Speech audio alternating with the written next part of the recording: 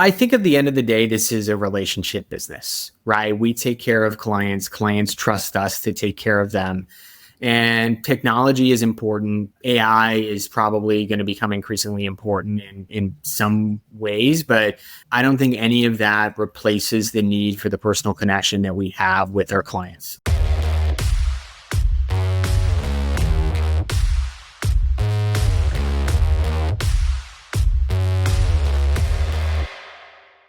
Hey, everybody. Welcome back to another episode of the Connecting Advisor. I'm your host, Kyle Van Pelt, co-founder and CEO of Milemarker.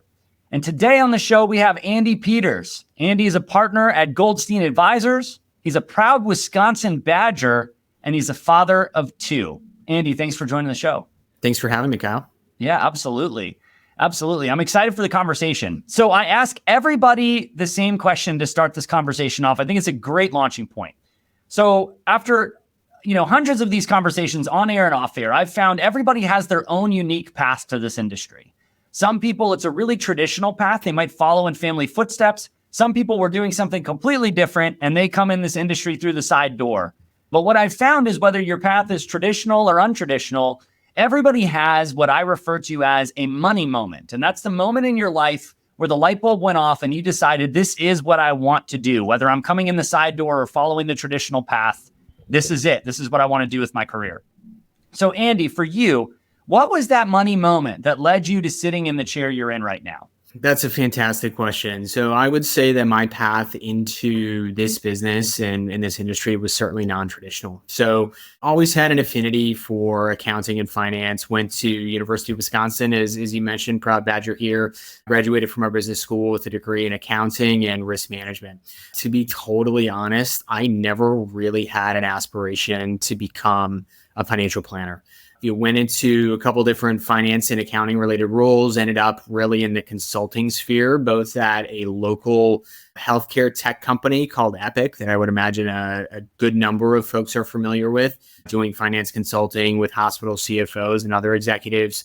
And then with an IT consulting firm here in Madison prior to joining Goldstein Advisors. But the actual path here is a little funny. So my older brother, Adam, has been a longtime employee of Goldstein. He interned here when he was in college. He ultimately came here shortly after graduation and has been working here ever since. So he's our director of financial planning here. Certainly think the world of him. We make a lot of jokes with our clients when we're in meetings together about how we interact, but he's certainly been an inspiration for me. But at the end of the day, he recruited me to come and join Goldstein, not necessarily to be an advisor, but because we had a business need for someone to come in and help run the business itself. This was about 8 years ago. And long story short, worked my way up through the company, becoming an advisor, and then becoming a partner in 2022. So it was a non-traditional path, but at the same time, it was a fun one. That's awesome. Yeah, I think I saw when I was doing the research that you had worked for Epic, and I wanted to ask you a little bit about that because I think that's,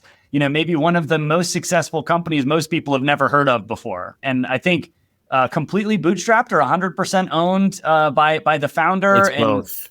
Yeah, So I think they have opened up equity to existing employees, but outside of that, they have a number of core tenets, and one of those is to never take on debt. They've never had it.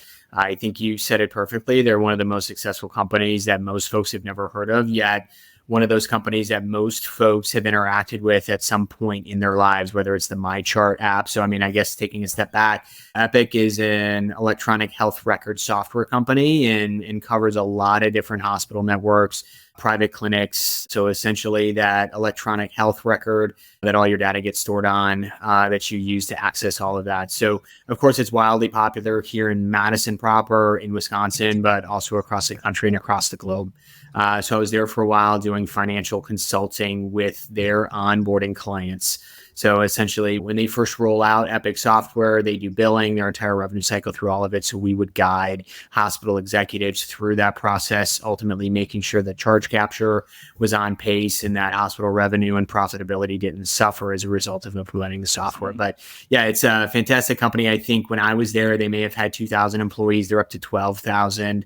Almost all of them are located just right outside of Madison and Verona on an absolutely wild campus. If you ever have the chance to visit, it's one of the coolest things you've ever seen. Really? That's Yeah. awesome. I think that's great. And I know that you came in, you wanted to help run the business, but as you come into Goldstein, what lessons did you take from that story you just shared about Epic and your experience there to try and apply? I mean, obviously, I know Goldstein's not at 2,000 employees or 12,000 employees. I know you're in a different side of things and it's a different business, but I'm sure there was some kernels of wisdom that you took from your time at Epic that you really wanted to bring with you into Goldstein as you're helping build and run that business. Yeah. So I think the number one thing there was a relentless focus on the client.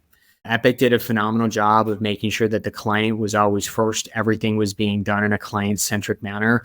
And we do that here very much at Goldstein. It's something that we talk about with our team. We talk about with our clients, that we know that if we do the right thing for our clients, the money will always follow. So from a success point of view, and we can talk about this a little bit, right? I mean, we've had a phenomenal growth trajectory, especially within the last couple of years. And it's been all through word of mouth from our clients. We are not a firm that advertises. We're not a firm that even has a really massive digital footprint. Yet we're $1 billion RIA in Madison, Wisconsin, and we've done that without a lot of those traditional growth methods. So we do that simply by always doing the right thing for our clients, and then our clients almost undoubtedly go out and tell their family and friends about the great experience that they had, and it's been a really fun way to grow. That's awesome. I wanted to ask you about that a little bit. So, in the notes that we had, you guys have grown 100% organically. So Correct. No inorganic, but you also just said not a lot of not a lot of advertising or things like that, a lot of referrals. But, is it just that? Is it you guys have gathered $1 billion just from clients telling other people about it? Or is there more to it than that? There's certainly more to it than that, right? I mean, I think we have rejected some of the traditional growth methods that other firms have done. You look at some of the biggest RIAs out there, Fisher Investments, even in Wisconsin, Annex Wealth Management is another big one where they sponsor everything. They advertise everywhere. And that's ultimately been their path to some pretty fantastic growth. We've shied away from that. That simply isn't who we are, right?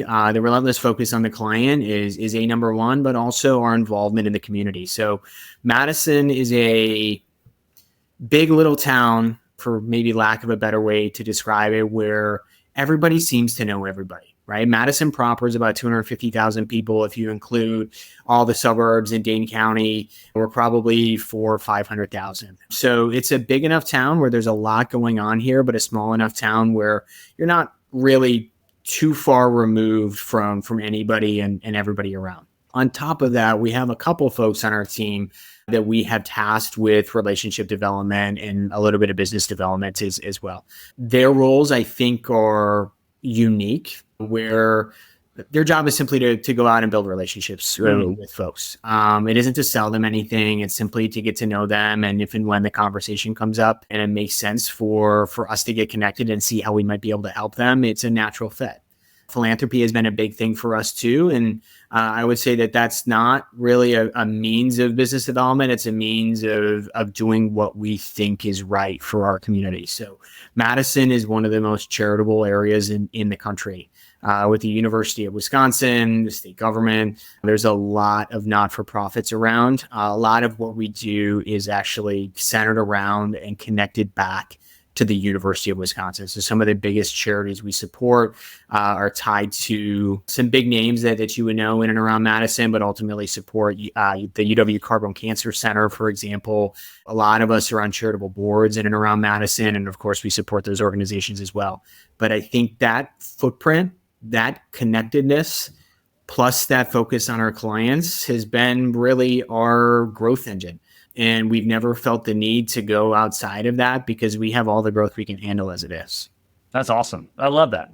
So I'm going to take a little bit of a left turn, but bring it back. There's a lot of conversations that are happening around AI and all of that different type of stuff, and we can talk about that. But just as I heard you talking about how you guys have been growing, I wonder if you would speak to whether or not you feel like it's a strategic advantage to own, a specific sort of geographic location, whereas maybe the AI stuff and all of the hyper efficiency things work when you're trying to be using a lot of programmatic marketing, be national, trying to capture as much as possible. But, if somebody sees some ad or something hyper efficient or productive, but then they have a relationship with somebody that they are on a board with or something like that, what's the difference there? And so I'd be curious to hear you talk a little bit about that strategy you just described in a world that's becoming increasingly AI driven. Well, I think at the end of the day, this is a relationship business, right? We take care of clients. Clients trust us to take care of them. And technology is important. AI is probably going to become increasingly important in some ways, but I don't think any of that replaces the need for the personal connection that we have with our clients. This is a business about trust, and trust is everything. I think we look back 5, 6 years ago, and there was the robo-advisor craze, and everybody said, all of us would be out of a job because robo-advisors are going to take over portfolio construction, and nobody needs financial planners anymore. I don't think that has come true in any way, shape, or form. If anything, a lot of the robo-advisor platforms are reconstituting themselves because they have not been successful. That's not to say that there isn't a place for new and exciting technology that can help us do what we do better. But at the end of the day, I think this will remain a relationship business. And when we focus on the relationship, we know that we tend to win. Great answer, man. That's awesome. So talk a little bit more about, let's keep the conversation going about organic growth. I love the strategy you have. And I love that you said you guys have all the growth that you can handle. But are you looking a little bit forward into the future and thinking, hey, we're going to have to start figuring out something that looks more like a programmatic marketing spend? Are we going to have to, kind of go beyond just being in the community and getting referrals? By the way, a conversation I don't think enough people talk about is, hey, we're at a nice size now as a firm. We're going to grow at the clip we're going to grow at, and we're not trying to eat the entire world, right? Or those types of things. So I'd love to just hear how you guys are thinking about that as a whole from the Goldstein perspective. I think that's a fantastic question, and I'd love to get into that a little bit. So I would say that at the end of the day, everything's on the table for us.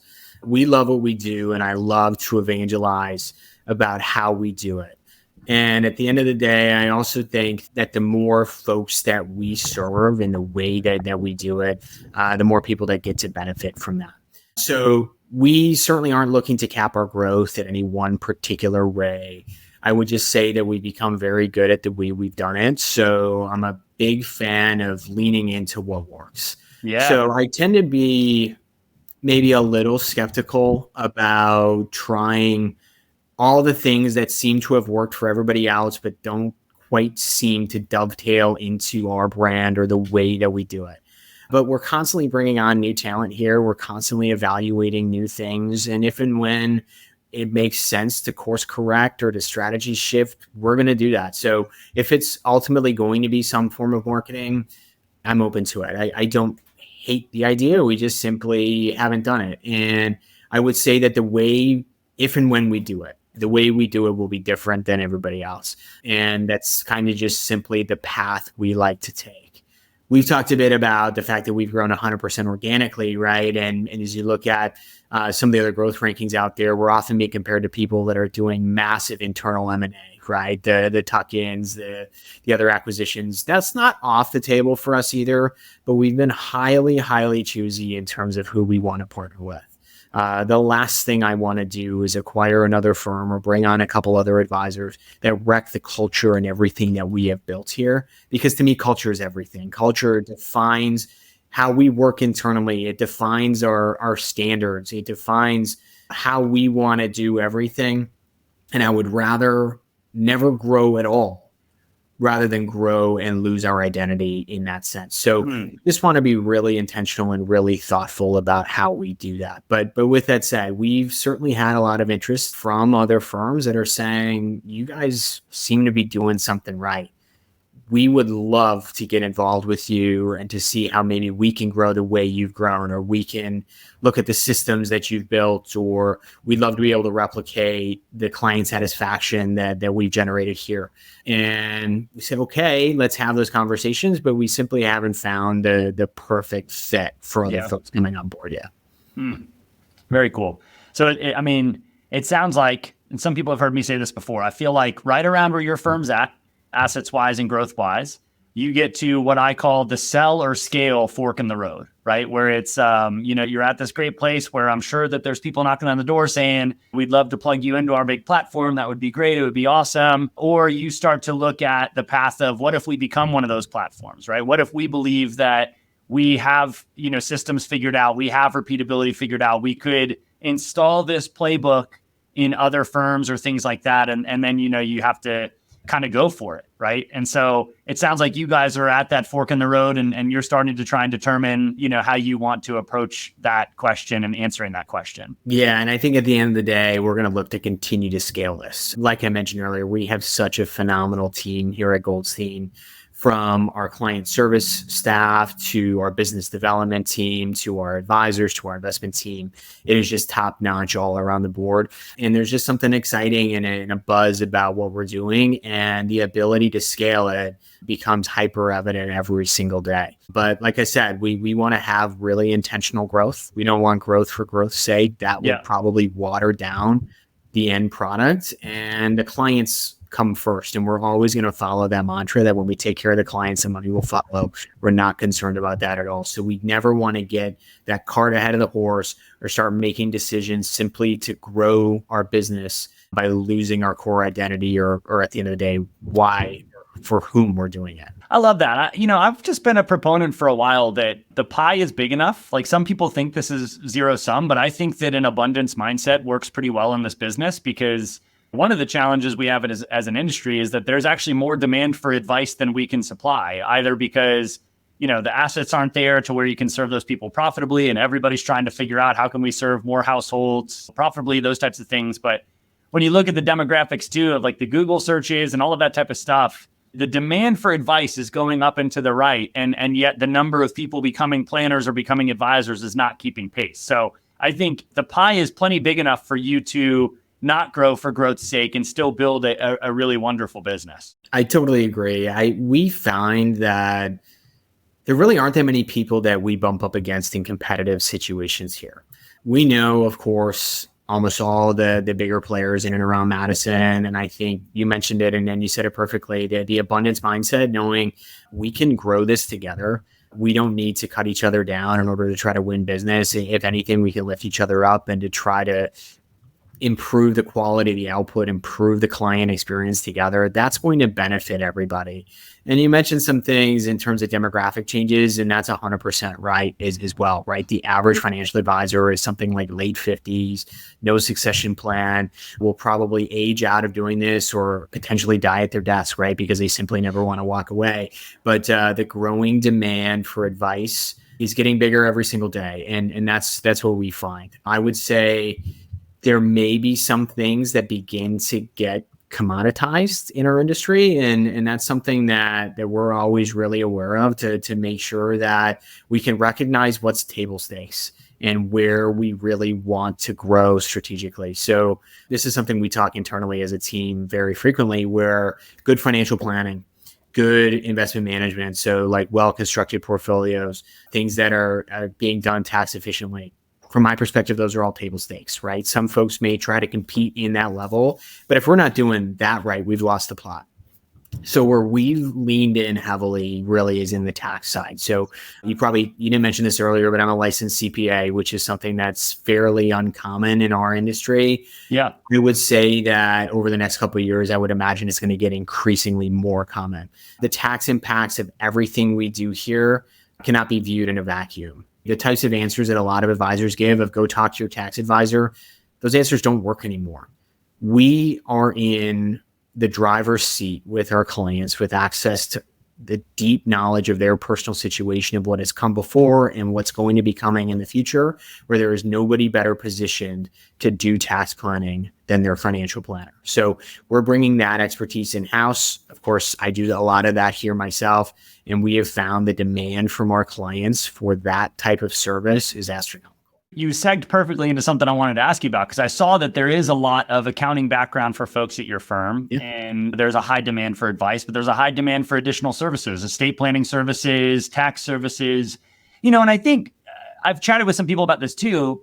A lot of people like to focus on the psychological aspects of our business. It's not just numbers and spreadsheets. A lot of it is actually managing people's psychology.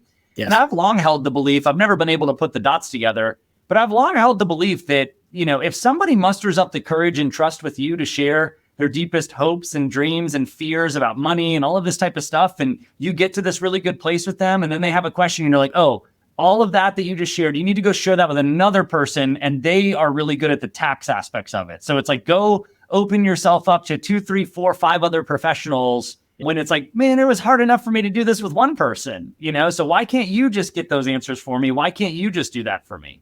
I totally agree. I mean, I think it's the balance between sticking to your core competency and making sure that we're delivering value where our clients want it. Yeah. Right. So, I mean, again, we talk about where technology comes in, the tax planning technology that's out there, the financial planning technology has gotten light years better over the last couple of years and enables us to simply give better advice for our clients. And I think that's where we've differentiated ourselves in the marketplace so much. I think the estate planning side gets a little bit more complex, but starting to dovetail estate planning into what we do here in-house becomes increasingly important every single day.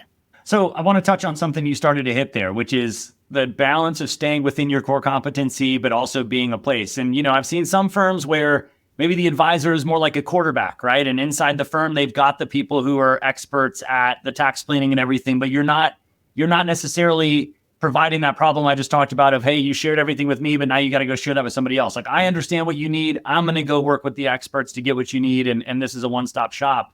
Versus, because I do think that there's a pressure on people in the industry now to try and be experts in everything. Like, you have to understand estate planning and tax implications and all of that. And that seems like a lot to put on somebody's shoulders. So what do you think? Is it, fewer households with higher level of competency on all of these things? Or is it advisor is the quarterback and relationship manager with a desk of experts behind them in the tax aspects and the estate and the insurance aspects and all of these types of things?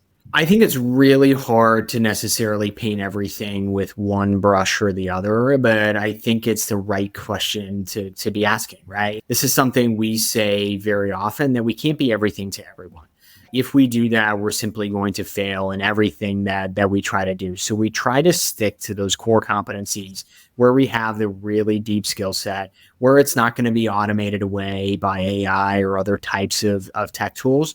But the demand for increasingly complex advice is only getting greater, right? I mean, even if we just look at the tax side, tax is not getting easier, right? Financial planning is not getting easier when you look at what's happening in terms of multi-generational family planning. You have a lot of baby boomers right now, maybe taking care of their parents and taking care of kids and grandkids. And the complexity that gets brought to us every single day is just getting greater and greater.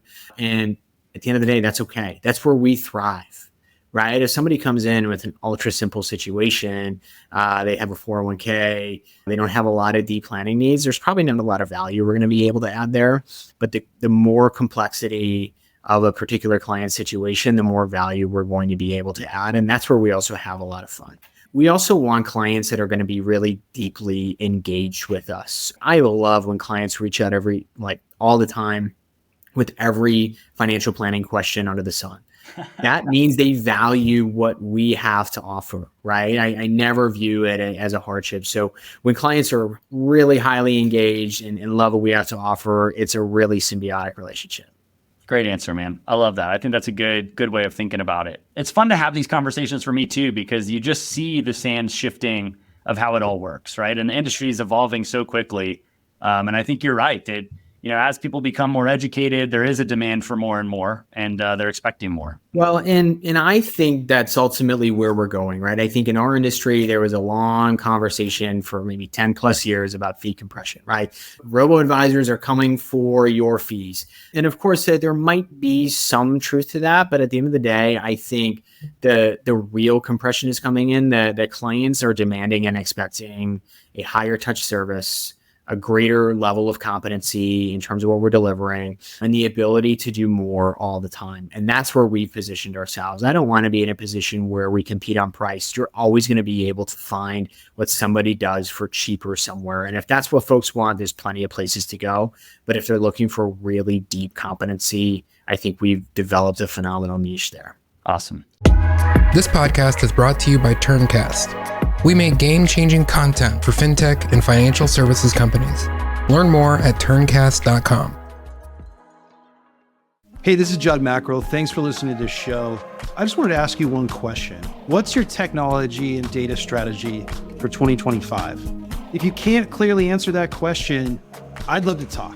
We are spending some specific time with select firms to really go deep and help you clearly answer that question.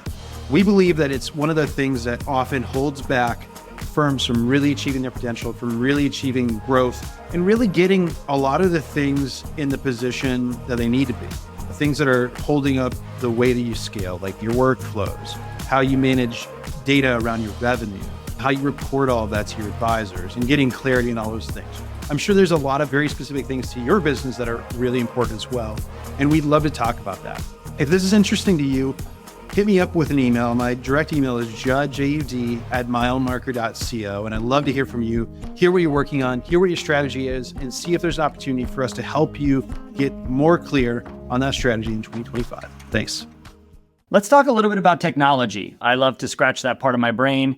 When you're talking about dealing with the levels of complexity that are going on for clients and things like that, it feels like there's a bunch of new tools coming out to help, try to help with the way the sands are shifting. But, that also makes it a harder, I would call it, advisor and client experience, because now you've got, 8, 12, 15 logins and all of these different things and all of that type of stuff. But how are you guys at Goldstein using technology to keep clients first and to achieve your mission as a firm? So I'll say that we've been very careful about introducing new technology tools in a client-facing way. I think the way you position that was absolutely correct, right? That there is this tendency amongst probably all of us to always want to do more and more and more for our clients without thinking about where are we having the greatest impact and when and where is doing more actually detracting from the experience that the client is receiving. Mm-hmm. So we have decided not to do or not to use like data aggregation tools, because I know how those work. I've used them personally. I've heard experiences from other advisors that some password or login is breaking every other week. Okay. And then it just creates this friction point with your clients where they start to get frustrated when you think you're trying to help them or do them a favor. So we've limited our client, or let's say the tech stack that our client directly interacts with, to really our custodian and our performance reporting software. That's not to say, though, that we haven't extensively implemented technology internally, right? So we've used and implemented some of the best new tools out there. I'll say Right Capital has been a game changer for us. And it's funny when we talk to maybe some older folks in the industry or some other bigger industry execs that they wonder why we aren't using the big legacy planning software. And it comes down to that idea of I can flood a client with 250,000 different data points via a financial plan. And at the end of the day, they're trying to answer one question. Am I on track? Am I in a good spot? Can I do the things that I want to do? So we have figured out that, we need to do the work. But tailoring the output for what the client sees and what the client interacts with to help them answer the actual questions they're asking, that's the most important thing for us. So Right Capital has been fantastic there. Holistic Plan has been another one, right? Where we can do a lot of phenomenal tax projections and tax planning for the clients with a really user-friendly piece of software. There's new software pieces coming out every day. We use some for data gathering. We use some for risk surveys, portfolio monitoring, all of those types of things. But we've resisted the urge to start implementing every new tool that's out there unless we can identify a really specific need for a client where it benefits them directly. Yeah, that's great, man. That's great. Shout out Right Capital and Holistic Plan. Good job, everybody over there. Okay, so talking about technology, it makes me think about the future a little bit. And I think, one of the roles of someone like yourself who's sitting in a leadership chair is to try and peek around the corner a little bit and see what's coming. And not necessarily act on those predictions, but just position your firm for what's coming down the road. So what are some things, you can talk about AI, I know we've talked about that a little bit already, but what are some things that when you peek around the corner, you see happening that you're trying to position Goldstein for? I actually think with the introduction of things like AI tools, with a lot of areas with a lack of personalized service, that the future of real success in our industry is by delivering the opposite of what they're getting elsewhere. It's going to be the firm that always picks up the phone when somebody calls with a warm voice and someone who knows how to answer their questions. It's going to be really quick response times. It's going to be when our clients need us, we are there in person. I mentioned earlier, I'm such a firm believer in the fact that this is an in-person relationship business, that there's no way to automate that away. I mean, maybe I'm being a little naive, but at the end of the day, I can say, at least for us, that's where we're going. We are continuing to lean into what works. Our clients work with us because of who we are, because of the expertise we have. All those other things to me tend to be a little ancillary. So from my perspective, it's about a relentless focus on what's the most important to us while trying to resist the urge to always tack on more here and there and ultimately harm that client relationship because we're not delivering what the client wants at the end of the day. So there's probably going to be some other greater industry trends. I mean, we can talk about consolidation. We can talk about a million other things that are happening here. But at the end of the day, I think there's phenomenally talented advisors all across this country who care about their clients and want to continue fostering those relationships. Yeah, well said. Well said. So actually, I want to double click on something there. You've talked, and I think this is great, like this relentless focus on the client, trying not to allow your firm to be distracted by shiny new objects or whatever. And I think we as humans, we're all subject to that. We're all subject to that's a cool new thing. That's going to change everything. It's going to make my life better. And, it's not just you, but you got a team of people who are coming in and bringing that. I know a lot of people listening to this are leading firms. They're dealing with that same thing. Actually, every business book, everything tells you got to focus, you got to focus, you got to focus. But it's just much easier said than done. So any practical advice you have on what you guys have done to actually maintain focus, and maybe even one step further, when you start to chase shiny pennies and you realize, hey, this is not helping us achieve our goal, how to bring it back into play so that you maintain that relentless focus on the client and what you guys are trying to do for them. I think we try to tie it back to our company vision. Right? We evaluate every decision that we have here, whether it's tactically or strategically, on whether this helps us get closer to where we want to be. And by having that lens to view all of these different decisions, it simply makes it easier to weed out the noise. But with that said, we try a lot of different things here. So, I don't want to mislead anybody that we're not checking out the latest and greatest software, where we keep tabs on pretty much everything that's going on in the industry. And we want to make sure that if and when something comes out, and we talk about Right Capital and Holistiplan, right? Right Capital is the new entrant here. If we never tried out the new things, we would have missed out on a phenomenal tool that benefits our clients each and every day. So we keep tabs on these things. We sample a lot. We take a lot of meetings with new tech startups and look at what's out there. But before we make the game-changing decision to shift a software stack, to have a new service offering, to acquire a new firm, all of those things, we look really hard and deep at that to say, do we have a really high level of confidence that this is going to help us get to where we want to go? If the answer is yes, then we're going to lean into that. If at the end of the day, we're really waffling on that type of decision, I figure if I'm having a hard time deciding, the answer is no. All right, we're going to move into the final segment of the show. We call this the Milemarker Minute. It's a series of lightning round questions aimed to get to know you a little bit better outside of the firm. The goal is to try and have all of them answered within 60 seconds, but I'm not going to hold you to that. First question for you. If you could travel anywhere in the world you'd never traveled to before, where would you go? It would probably be a South African big game hunt. My business partner here, John Goldstein, is a big hunter, as am I. A couple of buddies. We've been looking at options down there. That's great. That sounds like fun. A unique answer too, which I appreciate. Are you a mountains person or a beach person? It depends on what I'm trying to do. I'm going to hedge my bet there and say both. I'm a beach person if I'm trying to relax. I'm a mountains guy if I'm looking for a little bit more adventure. I love it. What is the best flavor of ice cream? Blue Moon. Blue Moon. Okay, good. Yeah. What is the best book that you've read or listened to in the past year? That is a fantastic question. So one book I've read recently is called The Hot Hand. And I'm not sure if any of you, the rest of you have read it, but it's fantastic. I love it. We'll put it in the show notes. We'll find it and put it in the show notes. Okay. And then my last question for you. So there's an alternate universe that's happening, alongside this conversation we're having on the podcast. Andy Peters exists in that alternate universe, but he's not a financial advisor. He's not a partner at Goldstein. What career does Andy have in that alternate universe over there? I would say if I didn't end up doing this, my dream from a pretty young age was to be an attorney. I have no idea if I would have been a good one, but if there's an alternate universe, I think that may be where I would have ended up. Any specific type of law you think you would have wanted to focus on? Probably business law. Got a really deep passion for business, and that comes through with a lot of the business owner clients that we work with. But corporate and business law, I think, is where I would have been.